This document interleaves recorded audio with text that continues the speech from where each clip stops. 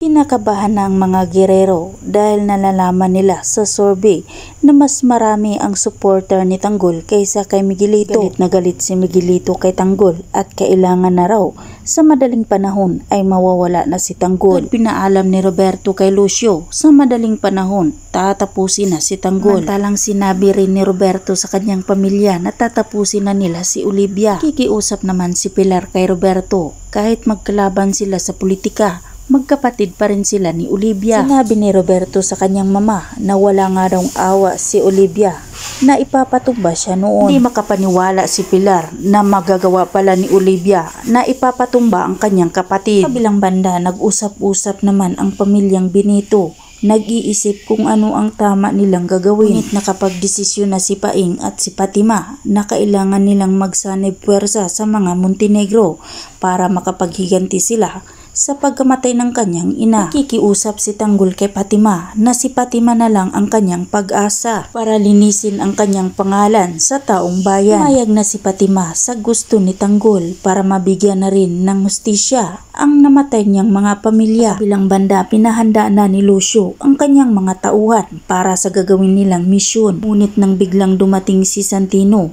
at naghihingi ito ng tulong kay Angkong Lucio dahil gusto nga raw niyang ipaghiganti ang kanyang kuya David dahil si Tanggol nga raw ang pumaslang nito. Ito na sinabi ni Lucio na pagkakataon na raw ni Santino ang ipaghiganti niya ang kanyang kuya David dahil utos nga raw ni Mio Roberto ang tapusin na si Tanggol. Dating na ang araw sa meeting di abansi ni Tanggol, handa na magsalita si Fatima habang si Santino at Lucio nandoon na rin sa meeting di abansi ni Tanggol. Handa na rin si Santino na tapusin si Tanggol, ngunit nang magsalita na si Fatima, hindi makapaniwala si Santino sa narinig niya mula kay Fatima na si Miguelito Guerrero pala ang pumaslang sa kapatid niya at hindi si Tanggol. Naman hindi itutuloy ni Santino ang balak niya para sa kanyang kuya Tanggol. Maghihiganti kaya si Santino kay Miguelito para sa kanyang kapatid na si David?